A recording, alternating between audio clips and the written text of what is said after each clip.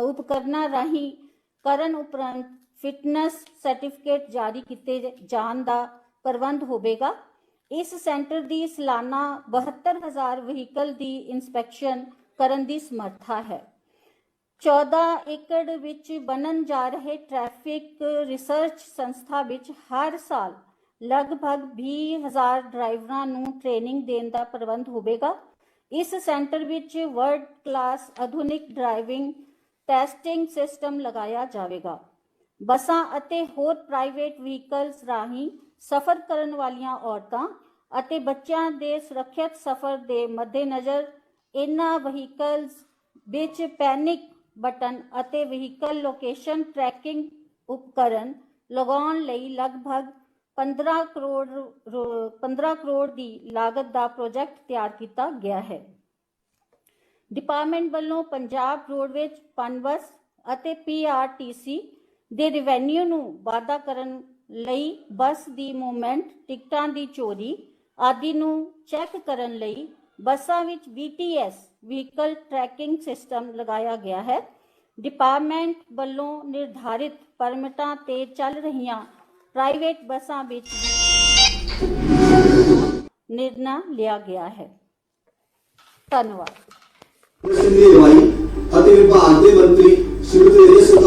Transport department could think of such things which are near impossible under your guidance, ma'am. Thank you very much. Now we would like to विभाग ਵੱਲੋਂ ਚੁੱਕੇ ਗਏ ਅਹਿਮ ਕਦਮ। ਨਿੱਜੀ ਵਾਹਨਾਂ ਦੇ ਟ੍ਰਾਂਸਫਰ ਲਈ NOC ਨੂੰ ਕੀਤਾ ਖਤਮ। ਰਾਜ ਅੰਦਰ ਨਿੱਜੀ ਵਾਹਨਾਂ ਦੀ ਇੱਕ ਸ਼ਹਿਰ ਤੋਂ ਦੂਜੇ ਸ਼ਹਿਰ ਟ੍ਰਾਂਸਫਰ ਕਰਨ ਲਈ ਲੋੜੀਂਦੀ NOC ਖਤਮ ਕਰਤੀ ਗਈ ਹੈ। ਇਸ ਨਾਲ ਹਰ ਮਹੀਨੇ 12 ਤੋਂ 15,000 ਲੋਕਾਂ ਨੂੰ ਸਿੱਧਾ ਫਾਇਦਾ ਮਿਲ ਰਿਹਾ ਹੈ। ਹਾਈ ਸਿਕਿਉਰਿਟੀ ਨੰਬਰ ਪਲੇਟ ਲਈ ਆਨਲਾਈਨ ਸੁਵਿਧਾ। ਹਾਈ ਸਿਕਿਉਰਿਟੀ ਨੰਬਰ ਪਲੇਟ ਲਗਾਉਣ ਲਈ ਵਿਭਾਗ ਨੇ ਉਪਭੋਗਤਾ ਨੂੰ ਹੋਮ ਫਿਟਮੈਂਟ ਦੀ ਸਹੂਲਤ ਦਿੱਤੀ ਹੈ, ਜਿਸ ਰਾਹੀਂ 100 ਤੋਂ 150 ਰੁਪਏ ਵੱਲੋਂ ਚੁੱਕੇ ਗਏ ਅਹਿਮ ਕਦਮ। ਨਿੱਜੀ ਵਾਹਨਾਂ ਦੇ ਟ੍ਰਾਂਸਫਰ ਲਈ NOC ਨੂੰ ਕੀਤਾ ਖਤਮ। ਰਾਜ ਅੰਦਰ ਨਿੱਜੀ ਵਾਹਨਾਂ ਦੀ ਇੱਕ ਸ਼ਹਿਰ ਤੋਂ ਦੂਜੇ ਸ਼ਹਿਰ ਟ੍ਰਾਂਸਫਰ ਕਰਨ ਲਈ ਲੋੜੀਂਦੀ NOC ਖਤਮ ਕਰਤੀ ਗਈ ਹੈ। ਇਸ ਨਾਲ ਹਰ ਮਹੀਨੇ 12 ਤੋਂ 15,000 ਲੋਕਾਂ ਨੂੰ ਸਿੱਧਾ ਫਾਇਦਾ ਮਿਲ ਰਿਹਾ ਹੈ। ਹਾਈ ਸਿਕਿਉਰਿਟੀ ਨੰਬਰ ਪਲੇਟ ਲਈ ਆਨਲਾਈਨ ਸੁਵਿਧਾ। ਹਾਈ ਸਿਕਿਉਰਿਟੀ ਨੰਬਰ ਪਲੇਟ ਲਗਵਾਉਣ ਲਈ ਵਿਭਾਗ ਨੇ ਉਪਭੋਗਤਾ ਨੂੰ ਹੋਮ ਫਿਟਮੈਂਟ ਦੀ ਸਹੂਲਤ ਦਿੱਤੀ ਹੈ, ਜਿਸ ਰਾਹੀਂ 100 ਤੋਂ 150 ਰੁਪਏ ਦੀ ਮਾਮੂਲੀ ਫੀਸ ਭਰ ਕੇ ਘਰ ਬੈਠਿਆਂ ਹੀ ਨੰਬਰ ਪਲੇਟ ਲਗਵਾਈ ਜਾ ਸਕਦੀ ਹੈ। ਵਿਭਾਗ ਦੇ ਉਦਮ ਸਦਕਾ ਪਿਛਲੇ 6 ਮਹੀਨਿਆਂ ਵਿੱਚ ਪੰਜਾਬ ਵਿੱਚ 12 ਲੱਖ ਤੋਂ ਵੱਧ ਹਾਈ ਸਿਕਿਉਰਿਟੀ ਨੰਬਰ ਪਲੇਟਸ ਲੱਗ ਚੁੱਕੀਆਂ ਨੇ। ਰਿਜ਼ਰਵ ਨੰਬਰਾਂ ਦੀ ਆਕਸ਼ਨ ਹੁਣ ਹੋਈ ਹੋਰ ਵੀ ਆਸਾਨ। ਫੈਂਸੀ ਨੰਬਰਾਂ ਦੀ ਆਕਸ਼ਨ ਵਿੱਚ ਪਾਰਦਰਸ਼ਤਾ ਲਿਆਉਣ ਲਈ ਵਿਭਾਗ ਨੇ ਇੱਕ ਵਿਲੱਖਣ ਉਦਮ ਕੀਤਾ ਹੈ। ਹੁਣ ਉਪਭੋਗਤਾ ਘਰ ਬੈਠੇ ਵਿਭਾਗ ਵੱਲੋਂ ਹਰ ਹਫ਼ਤੇ ਕੀਤੀ ਜਾਂਦੀ ਬੋਲੀ ਵਿੱਚ ਭਾਗ ਲੈ ਕੇ ਆਪਣੀ ਪਸੰਦ ਦਾ ਨੰਬਰ ਬਿਨਾਂ ਕਿਸੇ ਦਫ਼ਤਰ ਦਾ ਚੱਕਰ ਜਾਂ ਸਿਫਾਰਿਸ਼ ਲਗਾਏ ਪ੍ਰਾਪਤ ਕਰ ਸਕਦੇ ਨੇ। ਰਾਜ ਦੇ 400 ਪੋਲੂਸ਼ਨ ਚੈੱਕ ਸੈਂਟਰਾਂ ਨੂੰ ਵਾਹਨ ਪੋਰਟਲ ਨਾਲ ਜੋੜਿਆ ਗਿਆ ਹੈ ਅਤੇ ਉਪਭੋਗਤਾ ਵਿਭਾਗ ਦੀ ਆਨਲਾਈਨ ਸੁਵਿਧਾ ਰਾਹੀਂ ਆਪਣਾ ਪੋਲੂਸ਼ਨ ਸਰਟੀਫਿਕੇਟ ਡਾਊਨਲੋਡ ਕਰ ਸਕਦੇ ਨੇ। ਡਰਾਈਵਿੰਗ ਲਾਇਸੈਂਸ ਅਤੇ RC ਦੀਆਂ ਸੇਵਾਵਾਂ ਨੂੰ ਕੀਤਾ ਆਨਲਾਈਨ। ਡਰਾਈਵਿੰਗ ਲਾਇਸੈਂਸ ਅਤੇ ਵਾਹਨ ਦੀ RC ਦੀਆਂ ਸੇਵਾਵਾਂ ਲਈ ਹੁਣ ਦਫ਼ਤਰ ਦੇ ਚੱਕਰ ਕੱਟਣ ਦੀ ਲੋੜ ਨਹੀਂ ਹੈ। ਵਿਭਾਗ ਵੱਲੋਂ 95% ਦੀ ਸੇਵਾਵਾਂ ਆਨਲਾਈਨ ਕਰ ਦਿੱਤੀਆਂ ਗਈਆਂ ਨੇ ਅਤੇ ਹੁਣ ਉਪਭੋਗਤਾ ਵੈਬਸਾਈਟ www.parivahan.gov.in ਤੇ ਆਨਲਾਈਨ ਸੇਵਾਵਾਂ ਦਾ ਲਾਭ ਲੈ ਸਕਦੇ ਨੇ। ਜੋ ਉਪਭੋਗਤਾ ਇੰਟਰਨੈਟ ਚਲਾਉਣਾ ਨਹੀਂ ਜਾਣਦੇ, ਉਹਨਾਂ ਦੀ ਸਹੂਲਤ ਲਈ ਇਹ ਸੇਵਾਵਾਂ ਟਰਾਂਸਪੋਰਟ ਵਿਭਾਗ ਨੇ 516 ਸੇਵਾ ਕੇਂਦਰਾਂ ਅਤੇ 3500 ਕਾਮਨ ਸਰਵਿਸ ਸੈਂਟਰਾਂ ਤੇ ਮੁਹੱਈਆ ਕਰਵਾਈਆਂ ਹਨ। ਇਹਨਾਂ ਸੈਂਟਰਾਂ ਨਾਲ ਲਗਭਗ 3500 ਤੋਂ ਵੱਧ ਪੇਂਡੂ ਉਦਮੀਆਂ ਦੀ ਆਮਦਨ ਵਿੱਚ ਵਾਧਾ ਹੋਇਆ ਹੈ। ਲੋਕਾਂ ਨੂੰ ਬਿਹਤਰ ਸਫ਼ਰ ਸਹੂਲਤਾਂ ਮੁਹੱਈਆ ਕਰਾਉਣ ਅਤੇ ਪੰਜਾਬ ਸਰਕਾਰ ਦੇ ਮਾਲੀਏ ਵਿੱਚ ਵਾਧੇ ਲਈ ਵਿਭਾਗ ਨੇ ਪੰਜਾਬ ਰੋਡਵੇਜ਼ ਪਨਬਸ ਅਤੇ ਪੈਪਸੂ ਵਿੱਚ ਹੋਰ 500 ਨਵੀਆਂ ਬੱਸਾਂ ਨੂੰ ਸ਼ਾਮਲ ਕਰਨ ਦਾ ਟੀਚਾ ਮਿਥਿਆ ਹੈ। ਸੜਕ ਸੁਰੱਖਿਆ ਯਕੀਨੀ ਬਣਾਉਣ ਲਈ ਰਾਜ ਵਿੱਚ 400 ਦੁਰਘਟਨਾ ਸੰਭਾਵਿਤ ਖੇਤਰ ਪਹਿਚਾਨ ਲਏ ਗਏ ਹਨ, ਜਿਨ੍ਹਾਂ ਵਿੱਚੋਂ 100 ਨੂੰ ਠੀਕ ਕਰ ਦਿੱਤਾ ਗਿਆ ਹੈ। ਇਸ ਪ੍ਰੋਜੈਕਟ ਤੇ ਲਗਭਗ 500 ਕਰੋੜ ਦੀ ਲਾਗਤ ਆਵੇਗੀ। 18 ਜਨਵਰੀ ਤੋਂ 17 ਫਰਵਰੀ 2021 ਤੱਕ ਸੜਕ ਸੁਰੱਖਿਆ ਮਹੀਨਾ ਮਨਾਇਆ ਗਿਆ, ਜਿਸ ਤਹਿਤ 2 ਲੱਖ ਤੋਂ ਵੱਧ ਲੋਕਾਂ ਨੂੰ ਜਾਗਰੂਕ ਕੀਤਾ ਗਿਆ। ਇਸ ਤੋਂ ਇਲਾਵਾ 550 ਸਾਲਾ ਪ੍ਰਕਾਸ਼ ਪੁਰਬ ਮੌਕੇ ਪਵਿੱਤਰ ਸਥਾਨ ਸੁਲਤਾਨਪੁਰ ਲੋਧੀ ਦੇ ਦਰਸ਼ਨ ਕਰਾਉਣ ਹਿੱਤ ਪੰਜਾਬ ਅਤੇ ਹੋਰਨਾਂ ਰਾਜਾਂ ਤੋਂ ਸ਼ਰਧਾਲੂਆਂ ਨੂੰ ਮੁਫਤ ਬੱਸਾਂ ਮੁਹੱਈਆ ਕਰਵਾਈਆਂ ਗਈਆਂ। ਕੋਵਿਡ ਦੌਰਾਨ ਮੁਕੰਮਲ ਲਾਕਡਾਊਨ ਕਰਕੇ ਹਜ਼ੂਰ ਸਾਹਿਬ ਮਹਾਰਾਸ਼ਟਰ ਵਿਖੇ ਫਸੇ ਕਰੀਬ 4000 ਸ਼ਰਧਾਲੂਆਂ ਨੂੰ 114 AC ਬੱਸਾਂ ਰਾਹੀਂ ਸੁਰੱਖਿਅਤ ਵਾਪਸ ਪੰਜਾਬ ਲਿਆਂਦਾ ਗਿਆ। ਇਸੇ ਤਰ੍ਹਾਂ ਰਾਜਸਥਾਨ ਦੇ ਕੋਟਾ ਵਿਖੇ ਫਸੇ 153 ਵਿਦਿਆਰਥੀਆਂ ਨੂੰ ਵੀ ਵਾਪਸ ਪੰਜਾਬ ਲਿਆਂਦਾ ਗਿਆ। ਜੈਸਲਮੇਰ ਅਤੇ ਬੀਕਾਨੇਰ ਵਿੱਚ ਫਸੇ ਕਰੀਬ 2000 ਮਜ਼ਦੂਰਾਂ ਨੂੰ ਵੀ ਵਿਭਾਗ ਨੇ ਸੁਰੱਖਿਅਤ ਪੰਜਾਬ ਵਾਪਸ ਲਿਆਂਦਾ। ਕੋਵਿਡ ਦੌਰਾਨ ਵਿਭਾਗ ਵੱਲੋਂ ਪ੍ਰਾਈਵੇਟ ਬੱਸਾਂ, ਛੋਟੀਆਂ ਬੱਸਾਂ, ਸਕੂਲ ਬੱਸਾਂ ਅਤੇ ਰਾਜ ਦੇ ਕਮਰਸ਼ੀਅਲ ਵਾਹਨਾਂ ਨੂੰ 142 ਕਰੋੜ 41 ਲੱਖ ਦੀਆਂ ਟੈਕਸ ਛੋਟਾਂ ਵੀ ਦਿੱਤੀਆਂ ਗਈਆਂ। ਡਰਾਈਵਿੰਗ ਲਾਇਸੈਂਸ ਅਤੇ ਆਰਸੀ ਦੀ ਡਾਕ ਰਾਹੀਂ ਘਰ ਵਿੱਚ ਹੋਵੇਗੀ ਡਿਲੀਵਰੀ।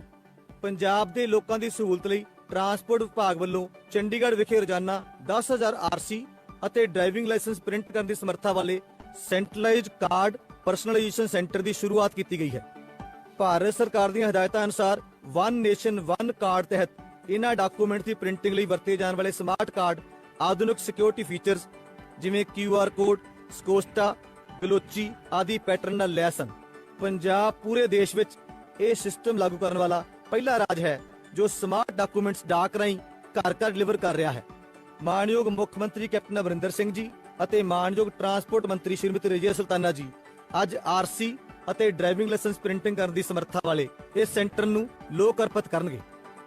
ਪਨ ਬੱਸ ਅਤੇ ਪੰਜਾਬ ਰੋਡਵੇਜ਼ ਦੀਆਂ ਬੱਸਾਂ ਵਿੱਚ ਲਗਾਏ ਵਹੀਕਲ ਟਰੈਕਿੰਗ ਸਿਸਟਮ। ਟਰਾਂਸਪੋਰਟ ਵਿਭਾਗ ਵੱਲੋਂ ਸੁਰੱਖਿਅਤ ਸਫ਼ਰ ਯਕੀਨੀ ਬਣਾਉਣ ਲਈ ਪੰਜਾਬ ਰੋਡਵੇਜ਼ ਅਤੇ ਪਨ ਬੱਸ ਦਾ ਡਿਜੀਟਾਈਜੇਸ਼ਨ ਕੀਤਾ ਗਿਆ ਹੈ, ਜਿਸ ਤਹਿਤ 1429 ਬੱਸਾਂ ਵਿੱਚ ਵਹੀਕਲ ਟਰੈਕਿੰਗ ਸਿਸਟਮ ਲਗਾਇਆ ਗਿਆ ਹੈ। ਇਸ ਨੂੰ ਮੁੱਖ ਦਫ਼ਤਰ ਚੰਡੀਗੜ੍ਹ ਵਿਖੇ over speed checking, harsh breaking ਅਤੇ ਐਕਸੀਡੈਂਟ ਸੰਬੰਧੀ ਜਾਣਕਾਰੀ ਨੂੰ 24 ਘੰਟੇ ਆਨਲਾਈਨ ਮੋਨੀਟਰ ਕੀਤਾ ਜਾ ਰਿਹਾ ਹੈ। ਬੱਸਾਂ ਵਿੱਚ ਸਵਾਰੀਆਂ ਦੀ ਐਮਰਜੈਂਸੀ ਸੇਵਾਵਾਂ ਲਈ ਡਰਾਈਵਰ ਦੀ ਸੀਟ ਪਿੱਛੇ ਪੈਨਿਕ ਬਟਨ ਲਗਾਇਆ ਗਿਆ ਹੈ। ਕਿਸੇ ਵੀ ਪਰੇਸ਼ਾਨੀ ਦੀ ਸੂਰਤ ਵਿੱਚ ਸਵਾਰੀ ਦੇ ਪੈਨਿਕ ਬਟਨ ਦਬਾਉਣ ਤੇ ਆਟੋਮੈਟਿਕ ਇਸ ਦੀ ਸੂਚਨਾ ਪੁਲਿਸ ਕੰਟਰੋਲ ਰੂਮ ਵਿੱਚ ਪਹੁੰਚੇਗੀ ਅਤੇ ਪੁਲਿਸ ਵੱਲੋਂ ਇਸ ਤੇ ਤੁਰੰਤ ਕਾਰਵਾਈ ਕੀਤੀ ਜਾਵੇਗੀ। ਵਹੀਕਲ ਟਰੈਕਿੰਗ ਸਿਸਟਮ ਰਾਹੀਂ ਯਾਤਰੀ ਆਪਣੀ ਮੋਬਾਈਲ ਐਪਲੀਕੇਸ਼ਨ ਦੁਆਰਾ ਬੱਸਾਂ ਦੀ ਲੋਕੇਸ਼ਨ, ਆਉਣ ਜਾਣ ਦਾ ਬਿਊਰਾ ਅਤੇ ਆਪਣੇ ਸਫ਼ਰ ਦੀ ਮੁਕੰਮਲ ਜਾਣਕਾਰੀ ਲੈ ਸਕਣਗੇ। ਡਿਪੂਆਂ ਦੇ ਕੰਮਕਾਜ ਦੀ ਮੋਨੀਟਰਿੰਗ ਲਈ ਅਤੇ ਬੱਸ ਸਟੈਂਡਾਂ ਤੇ ਸਵਾਰੀਆਂ ਦੀ ਸੁਰੱਖਿਆ ਲਈ ਵਿਭਾਗ ਵੱਲੋਂ CCTV ਕੈਮਰੇ ਲਗਾਏ ਗਏ ਹਨ, ਜਿਨ੍ਹਾਂ ਦੀ ਹਰ ਵੇਲੇ ਮੋਨੀਟਰਿੰਗ ਕੀਤੀ ਜਾਂਦੀ ਹੈ। ਮੌਜੂਦਾ ਸਾਲ ਦੌਰਾਨ ਪ੍ਰਾਈਵੇਟ ਬੱਸਾਂ ਤੇ ਵੀ ਵਹੀਕਲ ਟਰੈਕਿੰਗ ਸਿਸਟਮ ਲਗਾਇਆ ਜਾਵੇਗਾ। ਮਾਣਯੋਗ ਮੁੱਖ ਮੰਤਰੀ ਕੈਪਟਨ ਅਮਰਿੰਦਰ ਸਿੰਘ ਜੀ, ਮਾਣਯੋਗ ਟਰਾਂਸਪੋਰਟ ਮੰਤਰੀ ਸ਼੍ਰੀਮਤੀ ਰਜੀਆ ਸੁਲਤਾਨਾ ਜੀ ਅੱਜ ਪੰਜਾਬ ਰੋਡਵੇਜ਼ ਅਤੇ ਪਨ ਬੱਸ ਦੇ ਵਹੀਕਲ ਟਰੈਕਿੰਗ ਸਿਸਟਮ ਨੂੰ ਲੋਕ ਅਰਪਿਤ ਕਰਨਗੇ। ਅੱਜ ਦੇ ਇਸ ਮੁਬਾਰਕ ਮੌਕੇ ਨੂੰ ਇਤਿਹਾਸਕ ਬਣਾਉਂਦੇ ਹੋਏ ਮਾਣਯੋਗ ਮੁੱਖ ਮੰਤਰੀ ਜੀ ਅਤੇ ਟਰਾਂਸਪੋਰਟ ਮੰਤਰੀ ਜੀ ਅੱਜ ਪੇਂਡੂ ਲਿੰਕ ਰੋਡ ਰੂਟ ਬੱਸ ਸੇਵਾ ਲਈ 3000 ਪਰਮਿਟ ਜਾਰੀ ਕਰ ਰਹੇ ਹਨ। ਇਸ ਨਾਲ 7500 ਬੇਰੁਜ਼ਗਾਰ ਨੌਜਵਾਨਾਂ ਨੂੰ ਸਿੱਧਾ ਰੁਜ਼ਗਾਰ ਮਿਲੇਗਾ। ਆਉਣ ਵਾਲੇ ਸਮੇਂ ਵਿੱਚ ਹੋਰ ਵੀ ਪਰਮਿਟ ਵੰਡੇ ਜਾਣਗੇ। ਡਰਾਈਵਰਾਂ ਦੀ ਨਿਪੁੰਨਤਾ ਵਧਾਉਣ ਅਤੇ ਐਕਸੀਡੈਂਟ ਦਰ ਘਟਾਉਣ ਲਈ ਅੱਜ ਮੁੱਖ ਮੰਤਰੀ ਕੈਪਟਨ ਅਮਰਿੰਦਰ ਸਿੰਘ ਜੀ ਕਪੂਰਥਲਾ ਵਿਖੇ 22.5 ਕਰੋੜ ਦੀ ਲਾਗਤ ਨਾਲ ਤਿਆਰ ਹੋਣ ਵਾਲੇ institute of driving and traffic research ਦਾ ਨੀਂਹ ਪੱਥਰ ਰੱਖ ਰਹੇ ਨੇ। ਆਧੁਨਿਕ ਸੇਵਾਵਾਂ ਨਾਲ ਲੈਸ ਇਹ ਇੰਸਟੀਚਿਊਟ ਸਾਲਾਨਾ 20,000 ਡਰਾਈਵਰਾਂ ਅਤੇ ਡਰਾਈਵਿੰਗ ਸਕੂਲ ਦੇ ਇੰਸਟ੍ਰਕਟਰਾਂ ਨੂੰ ਸਿਖਲਾਈ ਦੇਵੇਗਾ। ਇਸ ਦੇ ਨਾਲ ਕਪੂਰਥਲਾ ਵਿਖੇ ਹੀ ਸਾਲਾਨਾ 72,000 ਵਾਹਨਾਂ ਦੀ ਇੰਸਪੈਕਸ਼ਨ ਕਰਨ ਦੀ ਸਮਰੱਥਾ ਵਾਲਾ vehicle inspection and certification centre ਖੋਲ੍ਹਿਆ ਜਾ ਰਿਹਾ ਹੈ, ਜਿਸ ਤੇ ਲਗਭਗ 17 ਕਰੋੜ 16 ਲੱਖ ਦੀ ਲਾਗਤ ਆਵੇਗੀ। ਇਸ ਦਾ ਨੀਂਹ ਪੱਥਰ ਵੀ ਅੱਜ ਮਾਣਯੋਗ ਮੁੱਖ ਮੰਤਰੀ ਜੀ ਆਪਣੇ ਕਰ ਕਮਲਾਂ ਨਾਲ ਰੱਖ ਰਹੇ ਨੇ। ਮੁੱਖ ਮੰਤਰੀ ਕੈਪਟਨ ਅਮਰਿੰਦਰ ਸਿੰਘ ਜੀ ਦੀ ਅਗਵਾਈ, ਵਿਭਾਗ ਦੇ ਮੰਤਰੀ ਸ਼੍ਰੀਮਤੀ ਰਜੀਆ ਸੁਲਤਾਨਾ ਜੀ ਦੀ ਦੂਰਦਰਸ਼ੀ ਸੋਚ ਅਤੇ ਟਰਾਂਸਪੋਰਟ ਵਿਭਾਗ ਦੀ ਅਣਥੱਕ ਮਿਹਨਤ ਸਦਕਾ ਚੁੱਕੇ ਜਾ ਰਹੇ ਕਦਮ ਪੰਜਾਬ ਦੀ ਤਰੱਕੀ ਵਿੱਚ ਇੱਕ ਅਹਿਮ ਰੋਲ ਅਦਾ ਕਰਨਗੇ।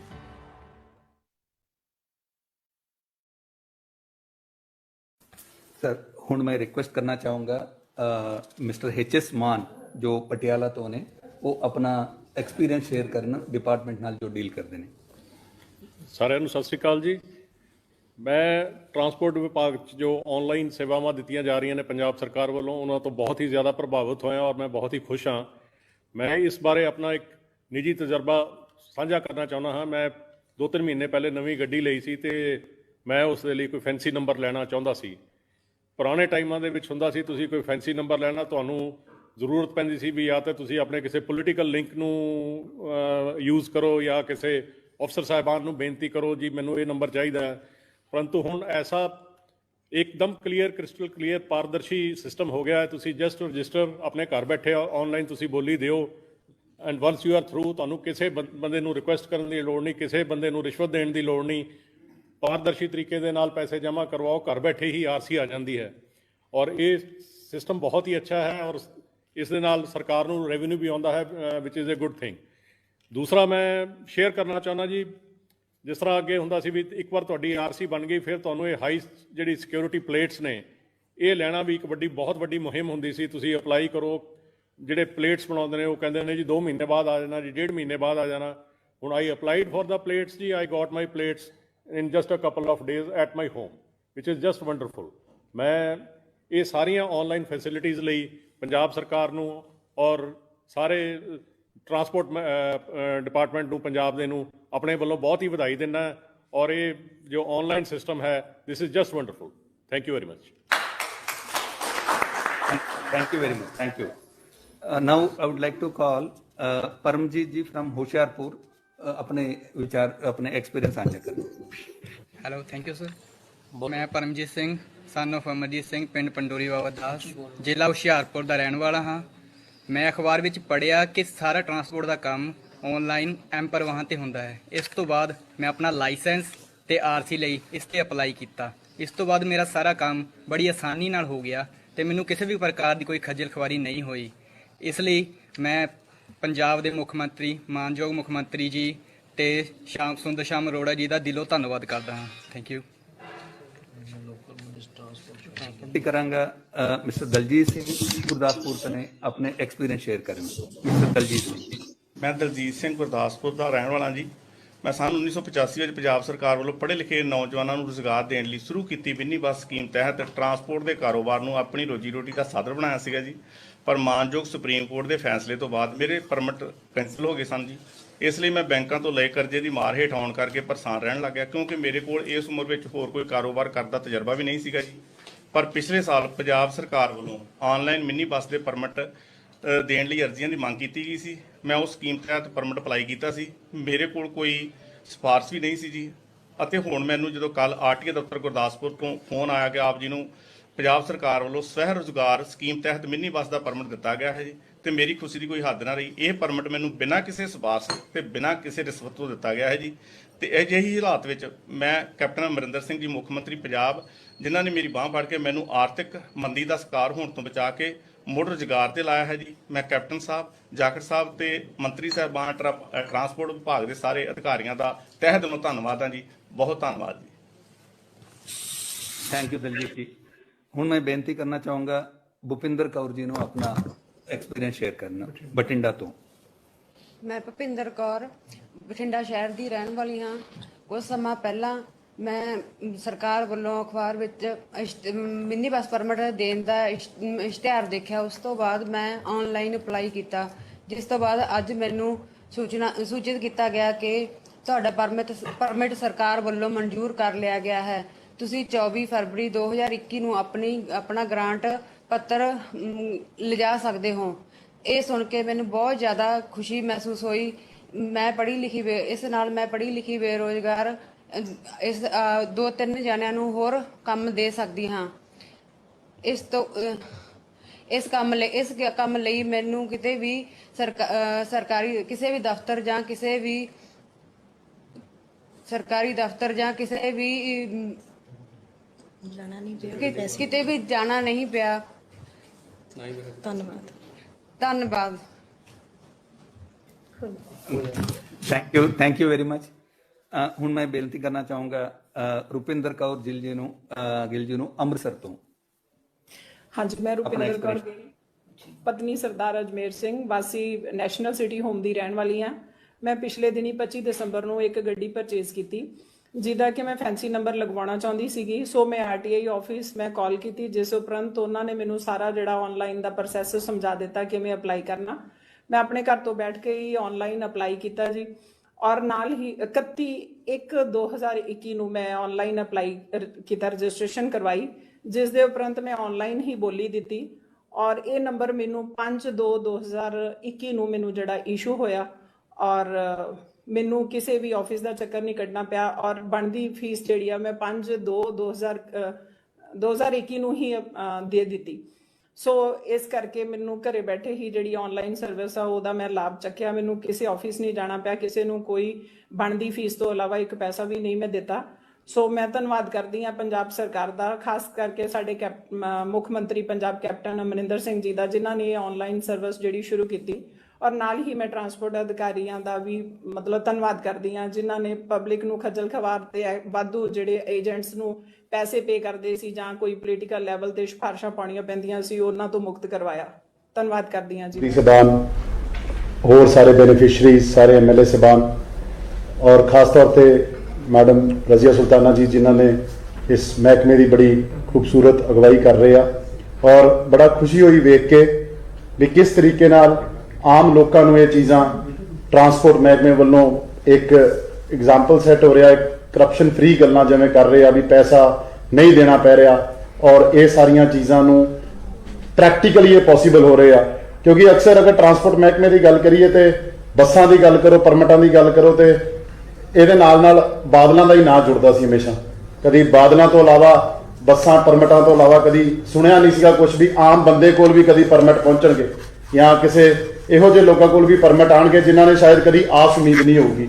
ਸੋ ਇੱਕ ਬੜੀ ਖੁਸ਼ੀ ਦੀ ਗੱਲ ਆ ਕੈਪਟਨ ਸਾਹਿਬ ਵੀ ਤੁਹਾਡੀ ਸਰਕਾਰ ਦੇ ਵਿੱਚ ਇਸ ਪਾਰਦਰਸ਼ਤਾ ਨੂੰ ਅੰਜਾਮ ਦਿੱਤਾ ਗਿਆ।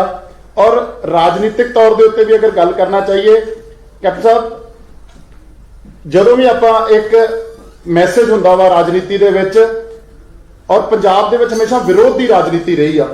ਅਗਰ ਤੁਸੀਂ ਭਾਵੇਂ 84 ਦਾ ਦੌਰ ਵੇਖ ਲਓ, ਭਾਵੇਂ ਤੁਸੀਂ 92 ਦੇ ਵਿੱਚ ਅੱਤਵਾਦ ਦਾ ਦੌਰ ਵੇਖ ਲਓ ਔਰ ਅਗਰ ਤੁਸੀਂ ਲੀਡਰਸ਼ਿਪ ਵੀ ਇਮਰਜ ਹੁੰਦੀ ਵੇਖ ਲਓ, ਬਾਦਲ ਸਾਹਿਬ ਵੀ ਹਮੇਸ਼ਾ ਸੈਂਟਰ ਦਾ ਵਿਰੋਧ ਕਰਕੇ ਹੀ ਉੱਭਰਦੇ ਰਹੇ, ਹਾਲੇ ਕੀਤਾ ਕੱਖ ਨਹੀਂ।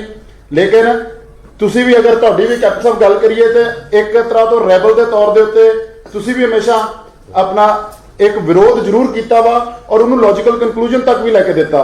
ਭਾਵੇਂ ਉਹ ਪਾਣੀਆਂ ਦੀ ਗੱਲ ਹੋਵੇ, ਭਾਵੇਂ ਆਪਣਾ ਕੀ ਕਹਿੰਦੇ 84 ਦੀ ਗੱਲ ਹੋਵੇ, ਇੱਕ ਤੁਸੀਂ ਸਿਸਟਮ ਦੇ ਖਿਲਾਫ ਇੱਕ ਆਵਾਜ਼ ਜ਼ਰੂਰ ਚੱਕੀ। ਲੇਕਿਨ ਇਸ ਟੈਨਿਓਰ ਦੇ ਵਿੱਚ ਕੈਪਟਨ ਸਾਹਿਬ ਇੱਕ ਖਾਸੀਅਤ ਰਹੀ ਆ, ਇਸ ਟੈਨਿਓਰ ਦੇ ਵਿੱਚ ਉਹ ਵਿਰੋਧ ਔਰ ਉਹ ਸ਼ਾਇਦ ਆਪਾਂ ਇੱਕ ਵੈਂਡੇਟਾ ਜਿਹਨੂੰ ਕਈ ਵਾਰ ਕਹਿ ਦਿੰਦੇ, ਕਿਉਂਕਿ ਪੰਜਾਬ ਦੇ ਵਿੱਚ ਅਗਰ ਰਾਜਨੀਤੀ ਵੇਖੋ ਤਾਂ ਜ਼ਿਆਦਾਤਰ ਇਹ ਨਹੀਂ ਹੁੰਦੀ ਵੀ ਮੈਨੂੰ ਕੀ ਮਿਲਿਆ, ਇਹ ਹੁੰਦਾ ਵੀ ਅਗਲੇ ਨੂੰ ਠੋਕਿਆ ਕਿ ਨਹੀਂ ਠੋਕਿਆ, ਜੋ ਕਿ ਹਮੇਸ਼ਾ ਆਪਾਂ ਪੰਜਾਬ 'ਚ ਹੀ ਵੇਖੀਦਾ ਵੀ ਹਾਂ ਅੱਜ ਵੀ ਇੱਕ ਸੈਂਟੀਮੈਂਟ ਸੀਗਾ ਵੀ ਬਾਦਲਾਂ ਦਾ ਜਿਹੜਾ ਇਹ ਸਿਸਟਮ ਸੀਗਾ ਵੀ ਹਾਂ ਲੋਕਾਂ 'ਚ ਇੱਕ ਸੀਗਾ ਵੀ ਇਹਨਾਂ ਨੂੰ ਸਜ਼ਾ ਮਿਲਣੀ ਚਾਹੀਦੀ। ਹਾਲੇ ਕਿ law is taking it in on course, but ਤੁਸੀਂ ਵਿੰਡਿਕਟਿਵ ਨਹੀਂ ਹੋਏ, ਤੁਸੀਂ ਵੈਂਡੇਟਾ ਨਹੀਂ ਕੀਤਾ, ਕਿਉਂਕਿ ਆਹ ਚੀਜ਼ਾਂ ਇੰਪੋਰਟੈਂਟ ਸੀਗੀਆਂ।